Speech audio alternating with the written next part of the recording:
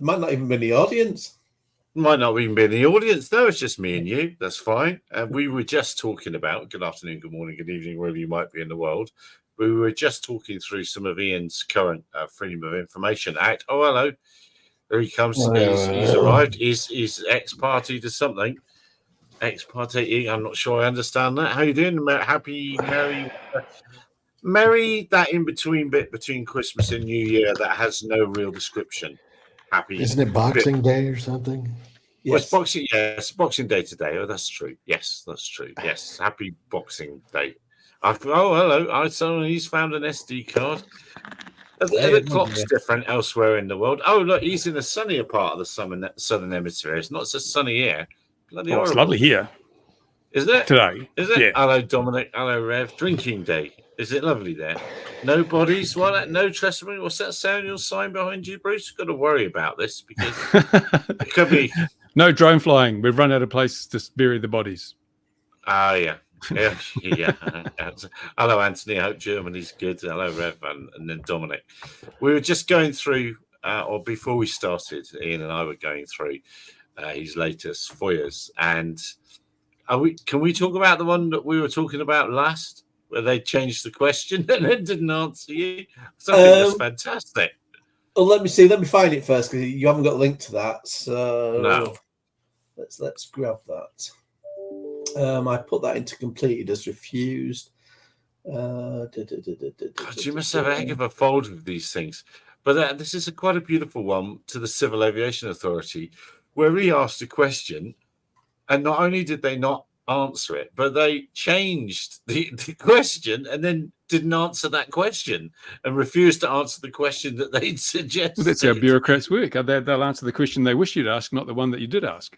No, but they didn't even answer that. They changed it. Well, they didn't answer it. It's just very fantastic.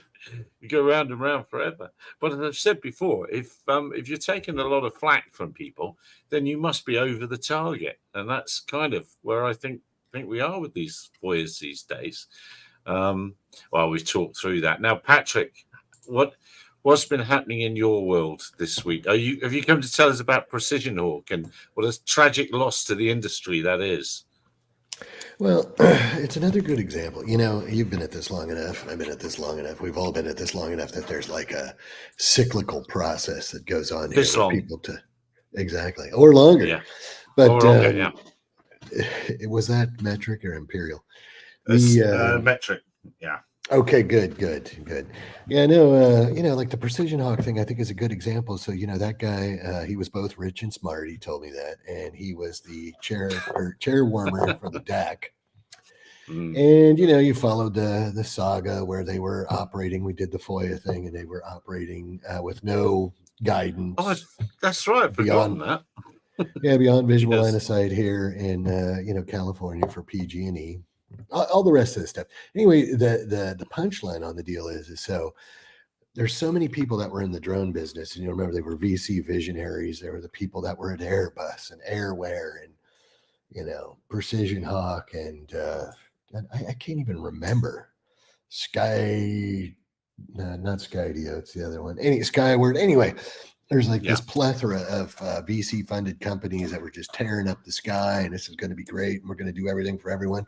And all of their business plans have failed. But the legacy remains that we have this, I can't even, well, it's a family show, but I'll call it crap policy and regulation that we're stuck with. And I was over at the FAA website the other day on the drone zone and looking at the trust test. I'm just like, what a disaster this has turned out to be. And so, that's what you were left with. And then the other one I like, and my hat's off to you, Ian, for you are dogging this one down. But how much crap regulation did we get because of fantasy drone sightings at the Gatwick airport? You're holding the bag. That's international, though, isn't it? I mean, unless somehow we win the lottery and we can send Ian all around the world to go and rub out the various passages, clauses, and mentions in regulation, it's never going to go away. It's going to be fact forever now, even though it's not. That's it.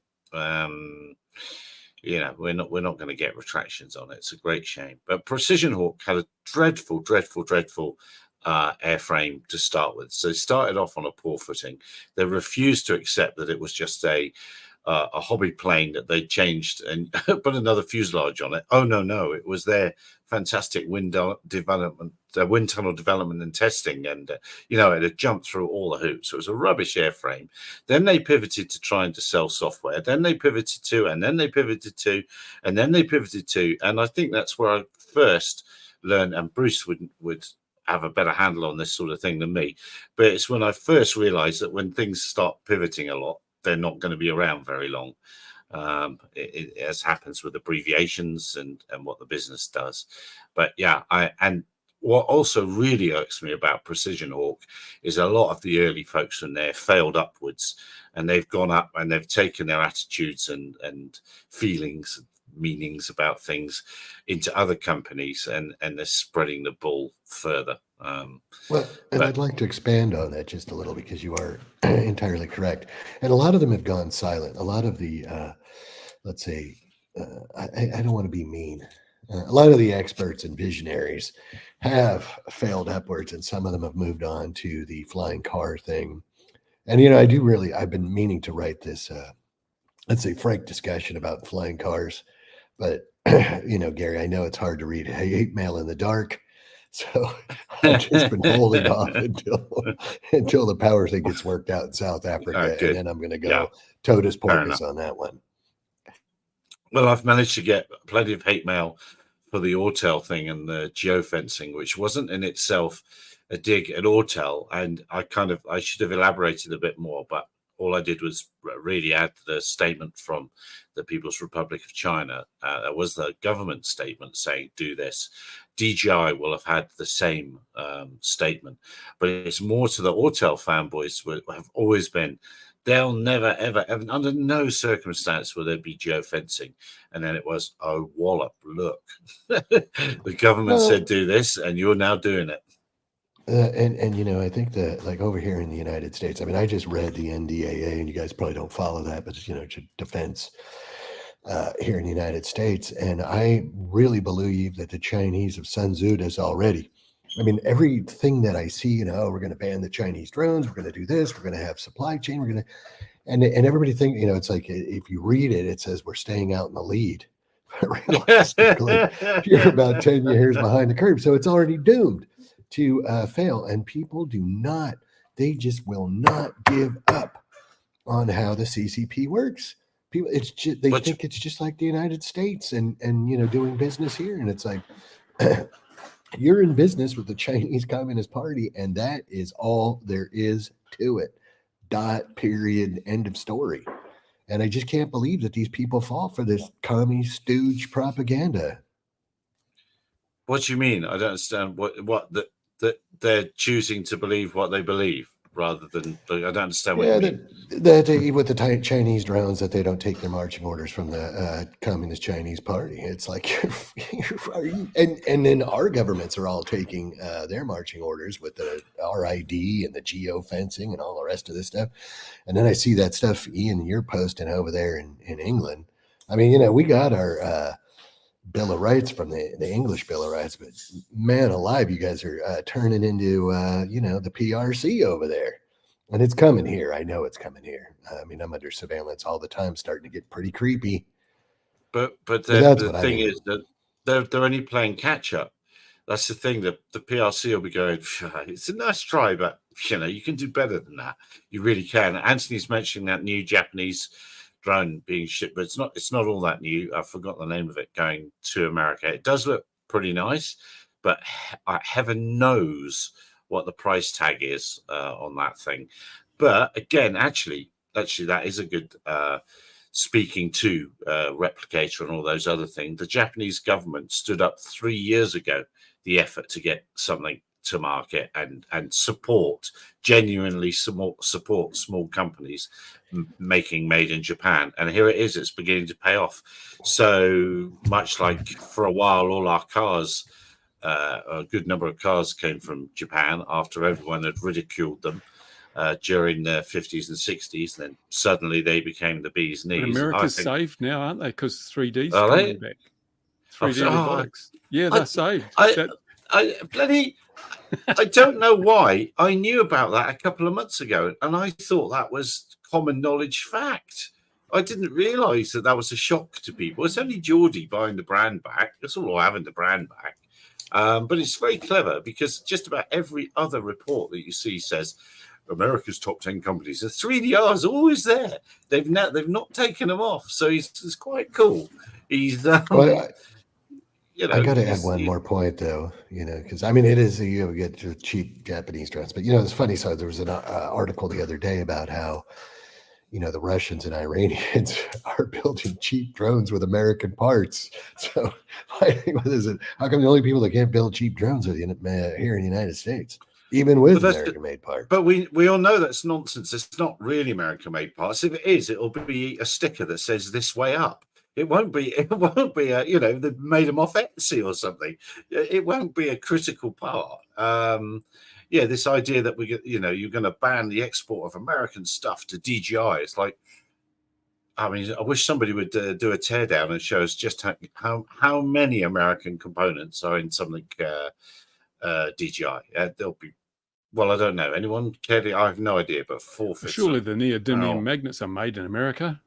Must be. John, maybe now we finally get DJI quality kits using RG-Pilot or similar. I think people are trying to do that, but you can't beat a factory that can bang out stuff in the units of thousands a day. It's from a standing start. I saw another documentary on YouTube this morning before a video about apparently a couple of Australian boys now used to work for a major drone manufacturer. And did they? You want to buy their drone now because the government wants that drone banned, so they may not be able to restock. So you need to buy now. Just letting you know, keeping everyone informed. Yeah. Actually, I've got to get a screen capture of that where it has the DJI drone and something that says, this drone company massively overpriced their products. I'm going to get a screen capture, put it up on Twitter, X, and I'll tag DJI with it and say, why aren't you doing something about this slander of your brand? It's so have they banned still because the AI ones here are coming thick and fast still, telling us that this businessman or Elon Musk has found a secret to making gajillions. And we're getting YouTube's those, doing nothing because I tagged YouTube the other day because there's celebrity things at 2 weeks and nothing's happened. But if you drop an F-bomb in the first 11 seconds of your video, you get demonetized. That knows instantly. It's like, Yeah, this can't see the total saying cheap Japanese is a claim from the past. True, they're not. These Japanese drones aren't going to be cheap, but they are NDAA compliant, and they'll probably be very good. And be very small, very good, tidy, and neat. Yeah, and the cases and everything will be lovely. The feet on them will be very small. They'll be bound up. The little feet. but the real moral of that is the Japanese government saw this threat a few years ago and have said must do something about it, and now Replicator is just coming up to 4 months in and nothing has happened. So the speed of innovation is like maybe Xerox will make a drone because they could just spin them out. Yeah, replicate them. No problem. But just if you want to make 1,000, just if you think about I don't know, just making 1,000 pens a day must be relatively hard. If you have to set up. Did you see the Russian factory that's churning out 1,000 drones a day or something? Freestyle drones for what do they call them? Suicide drones. How can it be a suicide drone? There's nobody on it. Nobody in it. Yeah. And kamikaze drones. Well, no, that's just like actually a guided missile. Yeah, but it can't happen overnight, can it? And I'm sure that a lot of that Russian PR and even the Ukrainian PR is very overblown. Well, Ukraine said they were going to make 1 million drones this year. Where are they going to get the parts? Where are they going to get the parts? I mean, the whole hobby sector is probably only tens of thousands maximum, low tens of thousands. Where are they going to ramp up by an order of magnitude to supply Ukraine? It's not going to happen. Well, as I say, even 1 million pencils or 1 million pens. If we had to set out today to make 1 million pens, it's not going to be quick for us to be able to do that. 1 million of anything, it's interesting plays on words and stuff like that. And I'm very intrigued to see that over Christmas, military pundits saying, well, nobody could have sort of foreseen, they're beginning to talk about the end of artillery. Nobody could have seen this sort of thing with FPV drones, and nobody could possibly have guessed. It's like, we've been talking about it for years, absolutely years. Want to buy a cheap cruise missile? Absolutely, yeah, exactly. There you go. Yeah. Well, it's interesting too, because in the military here, they keep talking about, hey, we need this dual use. But the problem with the dual use here is I talked to these guys from the Air Force the other day. Oh, and how come nobody's making a cheap civilian Global Hawk? And I'm like, because you can't fly it. So they want to talk about dual use here, which is nice. We're going to give you some seed money and you'll be able to build something. You'll be able to use it for commercial purposes. Well, you can't, because there's no regulatory pathway for that. Okay. But in China, for the last 5, 6, 7, 8 years, I got JD. So say, so-and-so just won a contract. They're going to be able to fly 1,000 pounds, 200 miles or whatever. It's like, well, JD, which is like Amazon in China, is working on 800 pounds for 1,000 kilometers, right? And the Chinese government's like, this has got a military use. We could use this. So you know what? Okay, go ahead. We're going to allow this. Which is the difference here in the United States with the FAA is we're not allowing over 250 grams unless you take some dumbass trust test and jump through these stupid hoops and register your drone like a moron. Yada, yada, yada, and basically just clamp down more barriers to entry. So there's no, let's say, commercial market for anyone to develop any of this stuff. And then to add insult to injury, it's like if you're going to spend money on engineering or you're going to spend money on developments, or let's say keep ahead of the Joneses or the whoever's, there needs to be enough fat on the bone so you have that money that you can hire the staff to do all that. And it's just not here. It's just not here. Not going to be here until we have, relaxed environmental laws, compulsory labor, and, cooked up chicken feet. It's going to be great. Have you got an opinion on that? Yeah, it is hard for anybody that's outside of the military sphere to get to fly anywhere in the world, really. And this BVLOS thing is such a red herring as to how it's going to suddenly make everything much, much better. I've said it before and I'll say it again. There's not a single company operating drones commercially in the world that isn't already flying BVLOS and is successful. If they're not flying BVLOS already, they're out of business. that's the bottom line. There's not a single one that's not already doing it, and it's a wink, wink, nod, nod thing. Everybody knows it. There's no way you can make it without coloring outside the lines. And that's going to be part 108 in a nutshell. Is you're going to have, I'll be able to declare. So all of these experts and visionaries that have been able to hang in there for 10 years will be able to self-declare. We'll go through the arbitrary waiver process with the FAA. My lobbyists are back there, belly aching about this, and I'll be able to self-declare. And then instead of paying $200 to deliver bags of crisps, it'll be $150. So I still don't see that business model working exactly, but that's where it's going.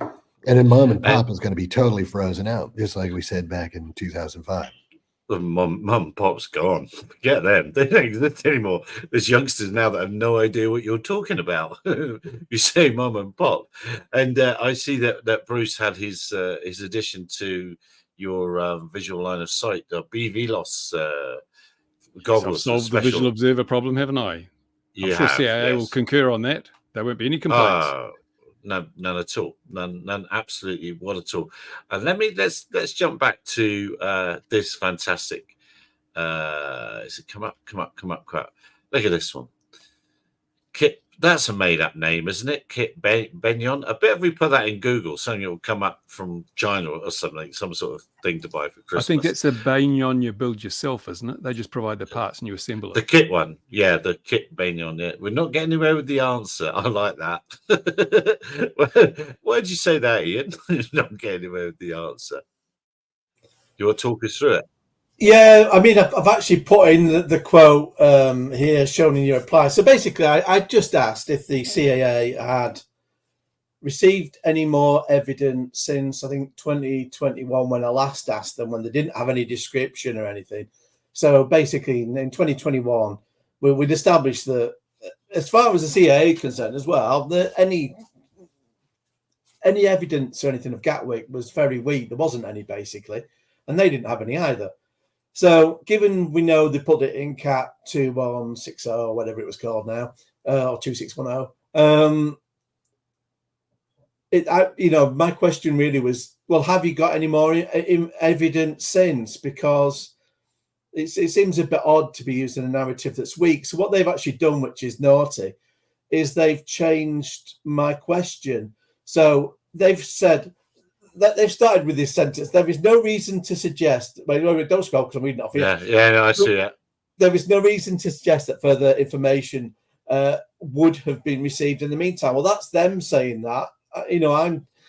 I'm assuming that if they're going to use the Gatwick narrative, they must have some more information in the time being, because the only other option is they were willing to use it, knowing it was weak. So anyway, they've said, therefore, the remaining repository of information is our mandatory occurrence report. Now, I'd already said before, because it's gone through an internal review, and before it even went into internal review, I said, I am not asking you about mandatory occurrence report. I can't be any more clear. I don't want to know about that. What they're doing is they're turning my question in to, we think you are asking about mandatory occurrence reporting because we can block that with an exemption. So then they're going to say we'll neither confirm or deny. And I'm like, but I wasn't asking you that. I've never asked you that. And as you can see here, just to make it entirely clear, I'm saying I am not, never have, and do not want to ask you about mandatory occurrence reporting, just in case there's any doubt about that. Just to make sure, just to make sure they know what you want. Yeah. I can't remember. It's getting 5 years ago. There weren't any official MORs in Gatwick, were there? Not from anyone other than the airfield. Well, I mean, they don't even have an air proc, so I don't, Yes. As far as I'm concerned, there is no information.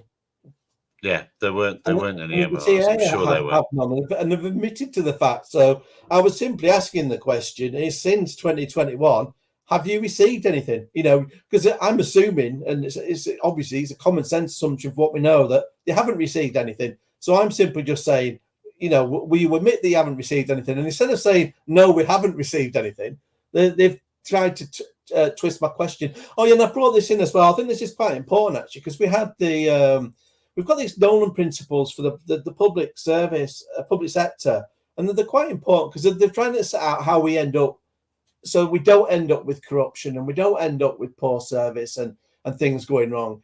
And one of the points it makes is that whenever you're making an argument, you should be picking the best evidence.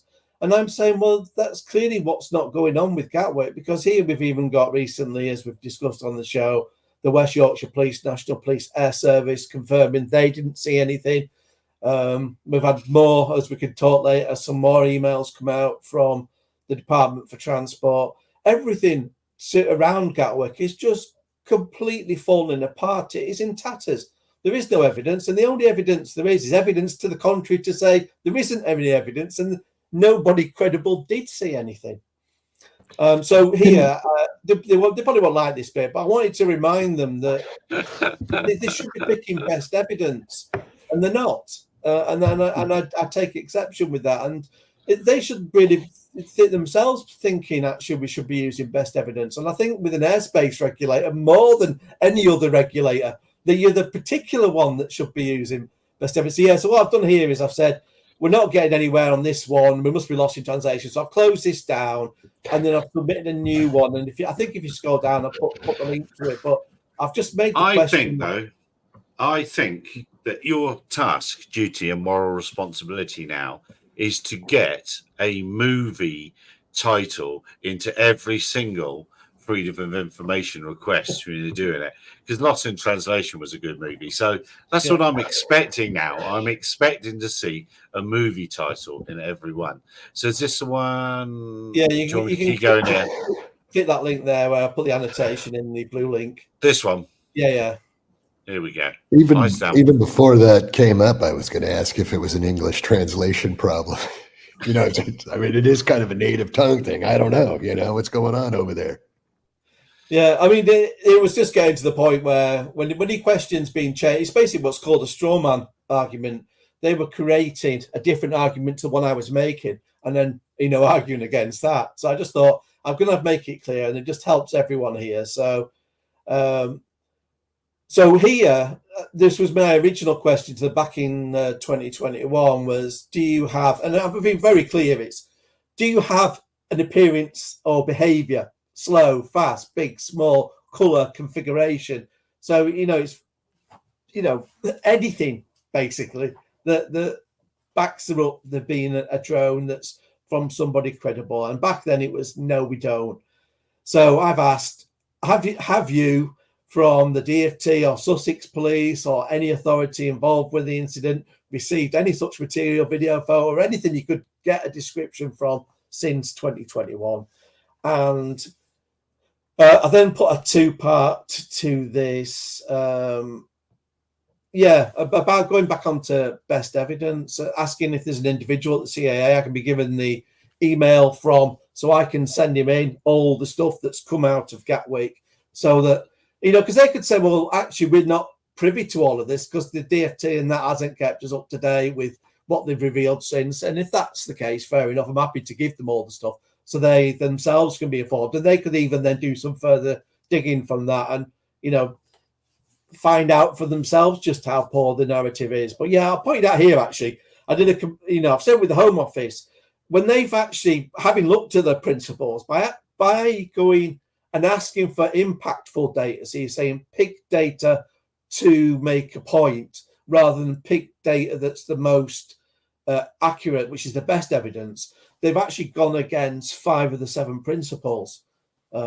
Your principles about the fact that it should be best evidence, but there's all kind of stuff about generally about credibility and so on that, to me, there's a lot of question marks they've immediately put against any of the principles by the fact that they're choosing data to make an argument. Do you want to look through any of your other exciting ones while we're here? Yeah, they were the ones I sent you on email earlier. Were quite. Which should we go? 2 emails from the DFT. Yeah, that's good. Here we go then. Eyes down for Full House. Yeah, so you want to scroll down? Are we seeing it? Yeah, you see it. Yeah. Where do you want me to stop? Very close to the bottom. This went on for a while. You can see there's been a lot of to and fro in this one. So keep the way right down to the bottom, and then we'll go up from there. Right. So if you go up slightly, so go past that one. That's me just asking them for a bit more information. Keep going. It should be this top of this one, I think. Yeah. Keep going a little bit more. Basically, they were saying in that last one. Keep going a bit more up. It'll be this one you're on now. It'll be here. So do show all attachments, and it will be one of these. I think it's that one, emails to release. Yeah, emails to release.pdf. Where's that emails to release? Second one down. Okay, here we go. So these are the actual emails that went between London Gatwick Airport and the Department for Transport at the time of Gatwick. So this is day 2 in the afternoon. And there was the important one, is actually this one that's straight in front of us. So in the morning, Gatwick Airport has taken video that we've looked at in the past and looks to be Sussex Police's own drone, likely the Matrice M210. Now, rather than taking a note of where they recorded the video and the time and checking with that police and saying, will you check all your drone logs? They've just, emailed it out to everyone saying, we've got the evidence of the drone, aren't we? Great. And as we see here, now this is in the afternoon, and now they're admitting that the appropriate police and MOD officials hadn't even had sight of the video. So we're now several hours into this particular day, and the video hasn't even been forwarded on first, and they've decided it was a drone before they've even checked. So this just backs up the fact that they've likely made a mistake, and everything's just gone on with assumptions without things going through the due diligence of saying, let's check the logs first and work out whether this is genuine or not. So that will have been part of the sort of dissecting issues afterwards. But the interesting thing is we go down from here. We've got Dan here. Dan was the senior member of the DFT that was in charge of this. So that everything that was going on with Gatwick, it was his job to manage this, and he had people below him, and he's reporting up further up. The only emails the DFT will actually reveal, so we can see three here as senior members at the DFT. It's considered as, you know, they're so high up, it's reasonable their names be known in this. But if you were someone sort of lower down, just doing your job kind of thing, that they will keep the name covered, which to me, that's a fair principle. So as we can see here, when he's got the video, it's going, not sure what anyone could do with this. They are working on better quality, apparently. So you can see here, member of the DFT dealing with this matter, and he's not impressed with the video. And obviously we've seen it, and there's no reason at all to be impressed. But it's just good to see that the DFT weren't oblivious to this. You got someone there that switched on enough to go, wait a minute, what we're getting here is a bit crap. And if we scroll down further to when he gets the photo, it's even more blunt. I'm just going down. I'm just doing that. Yeah. Yeah, keep going. Where are we going? Here we go. Not great. Not great. I mean, it did look to us at the time that to get the photo, all they'd done is taken a screen grab off the video. So they were never going to get anything better out of that. So really, this is just giving us an insight into what was going on at the time, which we'd never seen before, which it's just good to know the insights, you know, sort of the same. And if I remember rightly, this photo has disappeared, hasn't it? The original video. Well, no, that is it. They've now given it in this, but it took the tone. This was what they said, they couldn't find the photo and video originally. So all these emails here, they couldn't find before until the Home Office said, yeah, we've got them. And then I said to the Home Office, where did you get these from? And they said, Department for Transport. I said, oh, did you? Could you tell us exactly what time you got them? So they told me the time. So I went back to Department of Transport and said, well, the Home Office tell me that you've sent them the emails you can't find at this time. And then when I told them that, they went, oh, yeah, we found them now. So that's right. That's what I thought. I thought I remembered there was some skullduggery afoot at this. Yeah, it's quite amazing, isn't it? You know, as a concerned like observer, you know, just like out here in the ether, you know, have you asked anyone, Ian, if like, you know, maybe they've been able to tighten up the procedures a little bit on this drone spotting? Yeah, I'm sure things are better now, because just from things. The trouble with this is because no one's ever wanted to admit that things went wrong. There isn't enough out in the public domain from people to learn lessons from. But there's stuff that's going, you know, things for the you know, closed offices with people talking to each other, giving information. So things will be better now. I'm told, for example, that police drone units have thermal cameras. You'll have spotting scopes. They're the kind of stuff that at very least you've got teams you can send in these situations that are going to have some of the kit that the officers on the ground should have had in the first place back when Gatwick went on. And obviously I could never understand why we've got an international airport. They couldn't have just sent someone down to Curry's with a bleeding credit card and just said, buy the best cameras you can and zoom lenses, come back, and we'll just get the evidence. I mean, why that didn't actually pop into anybody's head, I really don't know. But I think, as we found out, they just thought, well, we've got the kit, we've got the National Police Air Service with their camera gear, we've got the RAF on the way, we'll have all the evidence, and the only reason there isn't any is because they realised there's no bleeding there to film. You know. Well, it's too bad we can't find a shyster. You know, if we could find a nice shyster lawyer to you know, put together some kind of class action lawsuit, like, you know, you were inconvenienced at Christmas at Gatwick, you know, and we're gonna sue. We do have access. We do have access, but he's not a shyster lawyer, because remember, they even went after our man Richard Ryan, who was a Civil Aviation Authority lawyer before he wasn't. So they went after him and knocked his door and said, oh, you're a drone user near Gatwick. It's like, he's ex-Civil Aviation Authority. He was the head of the legal department. You know, it's like, yeah, I mean, I mean, that was just another, that showed that the concern we've got generally with the way data is held and the way the data is used and misused, because no one expected by being on the drone database and being legit that entitled you to get harassed by the police and knock on the door. And what we didn't hear was what went on around Crawley to other people that had once owned a drone. What happened to the gay couple wasn't unique. There were other people turning up. They were taking prints off the tires. They were taking the sat navs and scraping all the data off it. They were in their houses treating them all like criminals. So it wasn't just the gay couple; it was anyone. A lot of these people didn't even own drones anymore either. It was the same story. We haven't got one anymore, and this is the worry that if someone had a drone and didn't have logs, we'd have had somebody in prison serving time for it, even though there were no drone there. But unfortunately, Patrick, we don't have the class action here like you do over in the US. No. It's too bad. That'd be a good one. Right. Yeah, the remote ID. It's scary, that again, we're a little bit of an older crowd, but this whole Western civilization deal and rights and all the rest of that stuff, like innocent until proven guilty. You guys still have that over there? I mean, people. I've had it happen to me. The sheriff's banging on the door in the middle of the night. You're like, if you weren't here, buddy. It's not a good place to be. I just can't even believe this for flying a toy drone around, even for not even flying a toy drone around.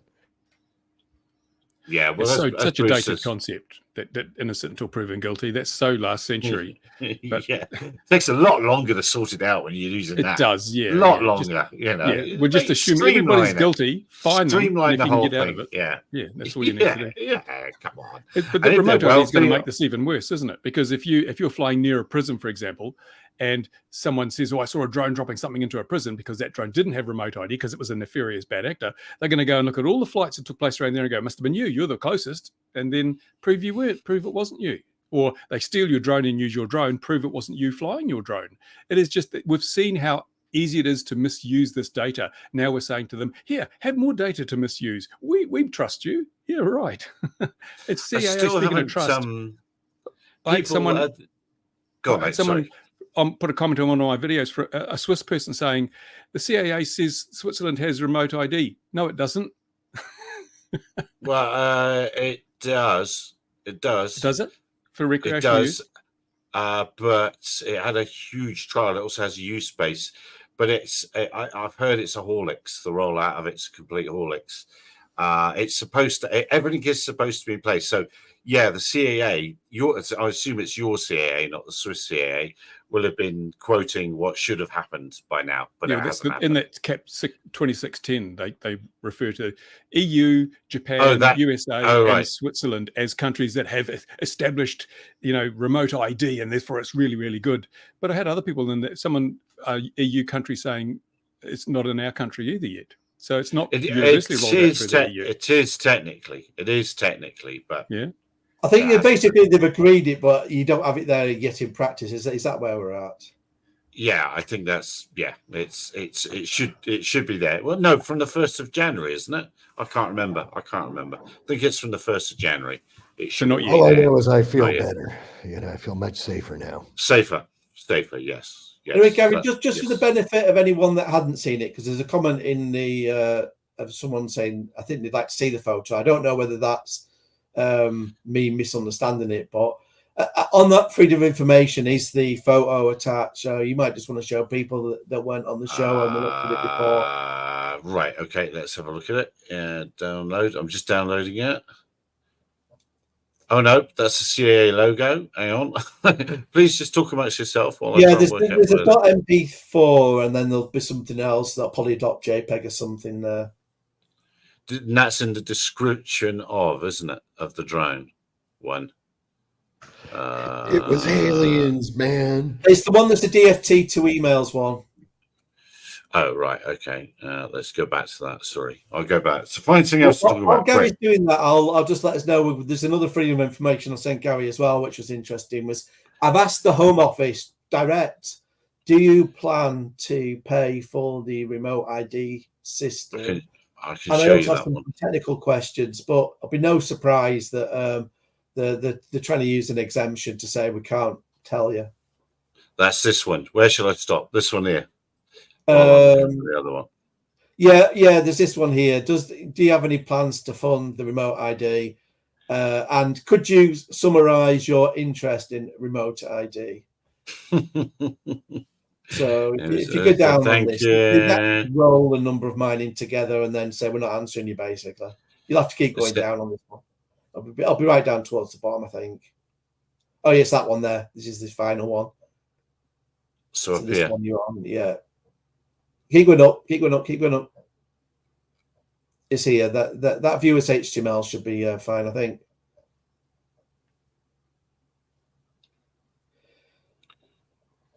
So keep going down a bit for their answer. So this is the only answer I've got out of them. Is this paragraph at the bottom? So this is just a wishy-washy thing. The Home Office see the development of remote ideas. Well, the good thing is here is at least we've got it in black and white that the Home Office are genuinely interested, and I've been poking the nose around.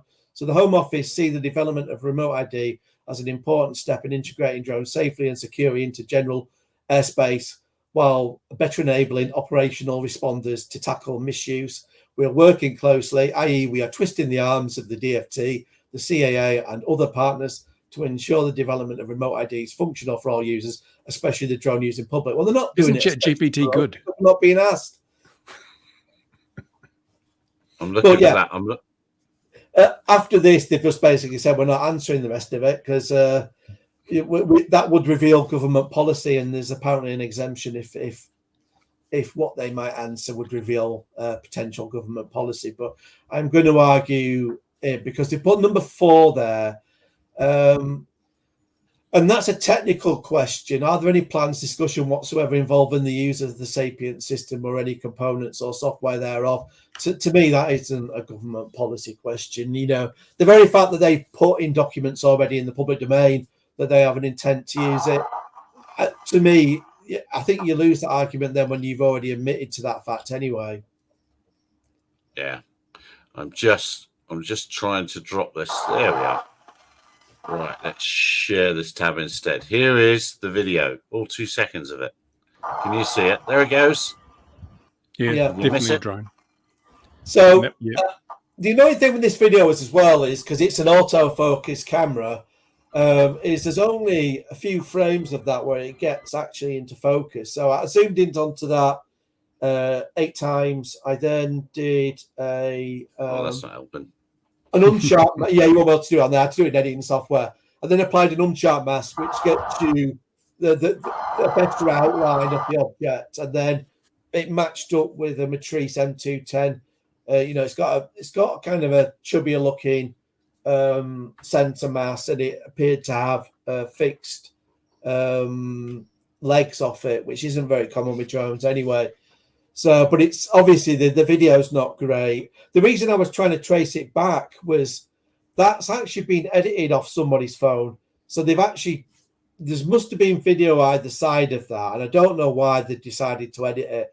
But when they've edited it, they've ended up lowering the quality, so the bit rate's gone down, and the resolution has been slightly reduced, so it makes it harder to analyze it than it would if you had the original. So I'm still trying to get to the bottom of that, because I'm going to ask for that morning call, because this says that this email was resending it, which suggests it was sent once. I'm hoping the original sending might be the complete thing, in which case I don't think there'll be much more to determine off it, but it'd just be no harm to have the original at least, because it doesn't no one any favors when the quality is lowered even more. But you'd think it would start with someone filming someone and then saying, "Oh, there it is over there." You wouldn't. It's not. I don't know. Well, that's what may well have happened, and they've just chopped it off for no good reason, to say, "Oh, we'll just focus on this bit with the drone." But as we can see, we're all in agreement that is not great. And yeah, the very idea that this had everyone running around convinced there was a drone, and that they were convinced it must be the malicious one rather than. And this is day 2. Yeah, we've got to remember this is day 2. This isn't. So this is a better weather. It's daylight. It wasn't daylight the first one. The pressure there. Yeah. Everything's there. And then obviously this video officially doesn't exist because, you know, Sussex Police said there never was any. And the only reason that is because they've looked at this after the fact, realised it's their own drone, and just thought, you know what, let's pretend it never existed in the first place. Well, now, you know, and I remember, and maybe you remember, I mean, it's been 5 years, but, you know, I remember it was Christmas time and it was all in the news. And didn't they talk about how much this cost? Yeah. I mean, wasn't it? I mean, I don't know how many pounds it cost or whatever, but I mean, it was like, oh, you know, today is, you know, however many millions of pounds have been just lost in Christmas travel and the hand wringing. The thing with that, what the total was? It was Gary that got the correct final cost. We did it live on this show. We wanted to show how to do a freedom of information. So Gary put in. Oh, we did, didn't we? Yeah, and then all the newspapers stole Gary's cost without crediting him for getting it. And it's happened before. Yeah. It'll probably happen again. And then annoyingly, the CAA do this cap and don't even put in the correct figure that Gary got. They put him on from like several months beforehand, when the, you know, things were still ongoing and it was inaccurate, which was part of the point I'm telling them about their own accuracy. That you couldn't even get the correct cost. Yeah, but you're almost your file now, Ian, must almost be minute for minute after it happens. And I'm wondering if there's a fancy way of laying out all this stuff on a timeline. To give it more shape, shall we say? Do we know of any clever ways of doing that sort of a thing? I bet with ChatGPT, if you were able to get most of them, put it in, you could do it. What's been made hard is the authorities are that terrified when they ask for freedom of information now. They've got to the point where they're actually printing the things out, so they're just images, and then rescanning them into a PDF and sending it out, and sometimes doing that and then encrypting it. So I can't even cut and paste text off the bloody things now without doing an OCR on them. But yeah, if you had it all, especially in text, it'll make it easy. I mean, I do use, when I'm talking about it, the Sussex Police's official tree board timeline, and then just add my own brief annotations to it to key facts, because you can't, when the police have put a timeline out, they can't then argue with it because they're the ones that have put it out, which is the funny thing, because they were actually arguing that Gatwick was 2 days, because what they wanted to do was argue that it was fine about until the RAF turned up and then mysteriously vanished, and then they can't be pinned with any incompetence. But their own timeline captures that it went far past the RAF turning up, but the DFT was still covering for the police with this.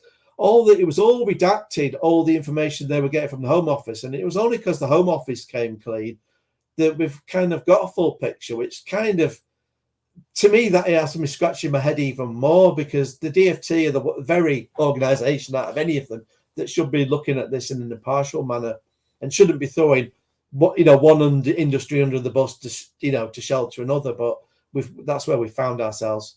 I find it interesting that people are beginning to say it's time to leave this alone, move on, right or wrong, let's just move on. And I don't think we can. The whole world has been affected by this.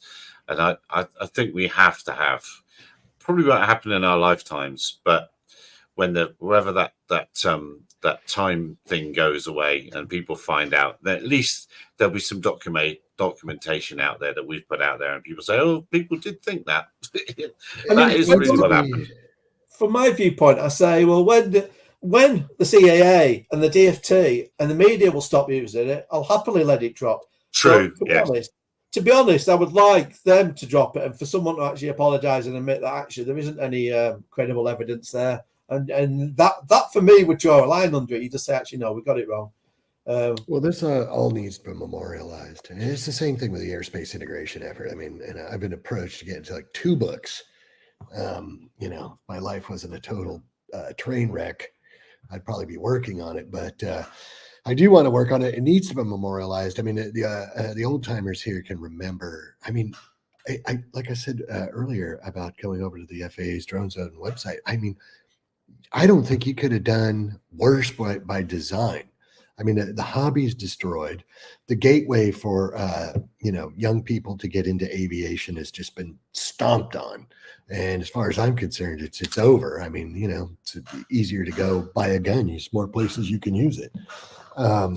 And so, here we are where we have, I mean, it's the worst possible scenario. And even remember before there was regulation, and, the RCAPA proposed guidelines are better than anything that we have now, in my estimation, or they should have just left it alone.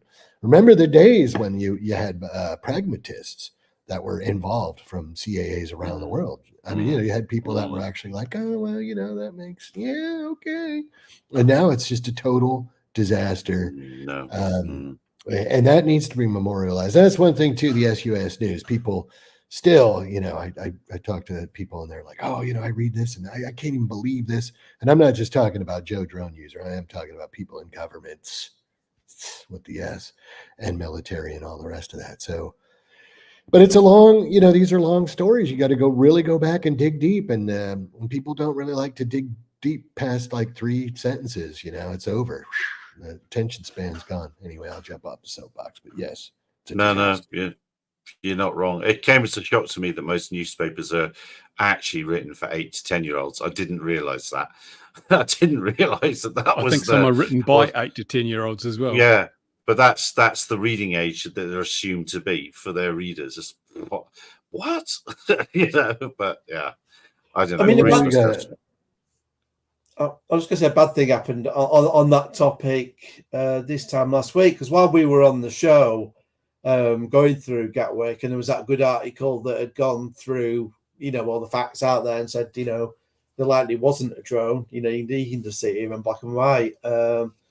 There was transport, a transport writer for the Independent that just throw out the entire initial lazy narrative of, oh, well, there was a drone and the police say there was. Well, of course, Sussex police are going to say there were. Police forces never admit an issue when they've made a mistake. We've seen that with countless incidents in the past. So if you're going to do that, what you do is you say the police say this, but the evidence that's come out from other sources says this. And, you put a counter thing there. There was none of that there. It just went out pretty. It was in a number of ways it was pretty poor. So I was going to ask Bruce if he could maybe do a thing on that and get a few of his audience to write, because it's not an IPSO one. Funnily enough, it's one of the few papers that is outside IPSO. So there's the Independent, there's a Guardian, and there's another publication, but they have their own internal complaints procedure, which might not go as well. But I think at least if we all put in there, again, they'll think more next time. So I'm writing up something now for that. When you're saying it's as fact there was a journal one, given there's no evidence, you can't say that. You can say there's an alleged or suspected. So it's little things like that, and then there's more we could dig into. Because again, they're saying that there will be an uncontained engine fail. That's nonsense. There's no evidence to that. So I've got a thing from Philip Rouse on that to put in as well. So we can say there's quite a few factual inaccuracies again. So whenever we see this in stories, the only way to stop them is to pounce on them. So next time they think, you know what, it'll be easier just to do it right in the first place, or just skip on them, or we'll do a scare story about AI instead. Well, it's hard to get Philip to commit to an opinion. He's pretty wishy-washy. yeah. You never. I don't know what it is with these Southern Hemisphere people, and their opinions, but you never know where he sits on a thing. You never know. He's always on the fence. Always on the fence. One other thing I want to touch on, so this is like a little bit of a, let's say a point or microcosm, because we're talking about drones, but as a member of the flying public, I don't know how it is at your respective country, but the whole security thing is totally arbitrary and capricious and changes with every airport you're in. Some airports you do, don't worry about that, just throw it, okay, you're good now, get over here, and then other ones, you're getting the pat down and everybody's digging through your stuff with a fine-tooth comb. I think this just is an example of let's say, theater that our government's put out to make us think that we're safe. They're watching the wrong people. You know, it's just I don't know if you guys have these over here, but it's basically just a shit show as far as I'm concerned. But we'll see what happens. 24. I'm holding out hope. Well, they I've said it before. That in Kenya, in one of our inspections at the balloon company, they want us to have those walk-through security gates on the field. We just pointed out we haven't got any power. How are they going to work? How are we going to have these things for people boarding a hot air balloon? It's it went mad for a little bit after 9/11, but can't you just use trained tigers and things? Lions? Yeah, absolutely. Yeah, they're much better than a dog. Put them to well, they'll eat the dogs first, won't they?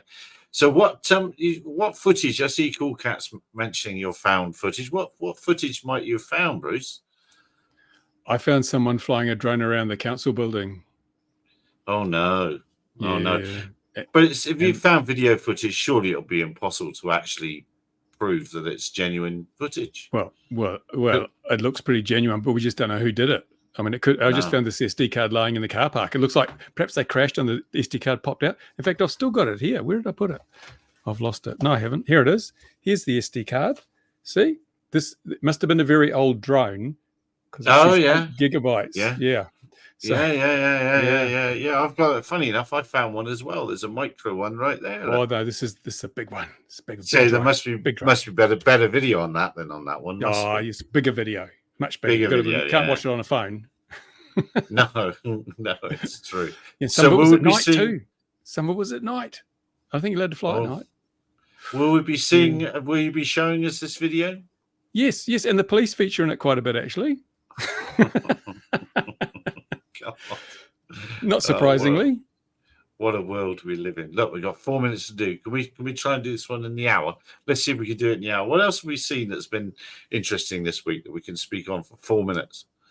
Well, given it's Christmas, we're told every year the sky's going to be full of drones and it's going to be raining them. But I must have to report that, unfortunately, as per every Christmas, I've not seen any drones at all in the sky, despite my best efforts to see one. There's definitely less and less being bought, definitely less and less searches, and there's definitely more DJI sales on straight after Christmas. So yeah, we've said it before. I did see a guy flying one in the park the other day. He had his drone and then he had a metal detector, so he was making a day of it while I was on the plane. All right. Oh, very good. First drone I've seen flown in quite some time. Was the metal detector to find the warhead everywhere he dropped? Well, you know what? You're probably right. Or his SD card. He was probably on his SD card. Yeah, this is probably his. Yeah, it probably they bounce a long way, you know. It's very forward thinking, isn't it? It's very forward thinking to say a metal detector. No, there's the Autel things happened this week, but not a lot because, of course, it's Christmas and we haven't had any scare campaigns. Actually, that's that cut there is the CAA thing. When they were very proactive about their Christmas education, and they had the online. No, it was Nats, wasn't it? They had their online competition. They had their training, if you will, and that's all gone away, hasn't it? I didn't get a card from CAA. You didn't get a card from CAA UK. I don't know why. My 7-year-old grandson wanted to. Yeah, they do know you exist. What happened to Donnie the drone and what was the other one they had? What was the one they had here? I can't even remember what his name was again. They had that Crashy the drone, or what was his name? What you remember named it was. Oh no, that was Crashy the airliner, and that was the 737 Max. But what was it? Was I forget the drone here, but I remember Donnie the drone, and I guess he's been put out to pasture. Or maybe it was she. Maybe I'm misgendering the drone. I don't know, but I can't remember what it was here. But yeah, the education thing seems to have gone flown out the window for Christmas. Yeah, and that's such a shame. The FAA had their 12 days of Christmas with a little different message warning you how much you can be fined every time if you've got a drone or something, you know. When did they do that? On Twitter. The 12 days of Christmas. Yeah. Well, did you see Jonathan Rupert was part of they put out a study. I think it was posted that, yes. 92 enforcement actions. Remember, the sky was going to be black with drones, and we're going to. So I don't know if the enforcement's finally working, 6 years later, or the education program is working. It must be the education's working. Have you watched Philly Drone Life? Do you watch the Philly Drone Life channel? No. There's a statue of somebody in Philadelphia. He tried to land on his head. It's about 300 feet above the ground or something in the middle of the city. I think he tried to land his mini on the head of the. So, and he's the guy that got threatened with $180,000 worth of proposed fines, and he's still going. He's still going. Well, it's a nonsense. It's a nonsense. These kids today. Yeah. Kids today. Exactly. Yeah. Kids today. All right. Going once, going twice. Dear viewer, wherever you are in the world, happy Boxing Day, Merry Boxing Day, whatever you say on Boxing Day. I hope you've had a very fair Christmas and are looking forward to a very fair and safe New Year. A race to 2024. Sorry? I was just going to say, I've got to jump in with some Xenomedy. Yeah, go on. Yeah, go on. There were just a comment a while back saying, I hope Ian backs up his hard drive, but just to reassure people, yes, I do back up my hard drive and send some of my stuff off to other people to back up, and it's all on public. What do they know anyway? So there's no way it can all vanish. Thankfully, maybe, perhaps, not like the Prime Minister's WhatsApp messages. Store it in the cloud. The government will look after it for you. Exactly. Yeah. I'm going to be the first of 2024, so I'll report in exactly what it's like when I get you tell us what it's like because you are in the future. Exactly. Yeah. Because if it's no good, you guys just stay until 2023. You'll be fine. Yeah. Turn around. Go back. Yeah. Yeah. Fair play. All right, everybody. Take care. Look after yourselves. We'll see you next year. Be safe out there. Bye-bye, everyone. There's one click and there's two.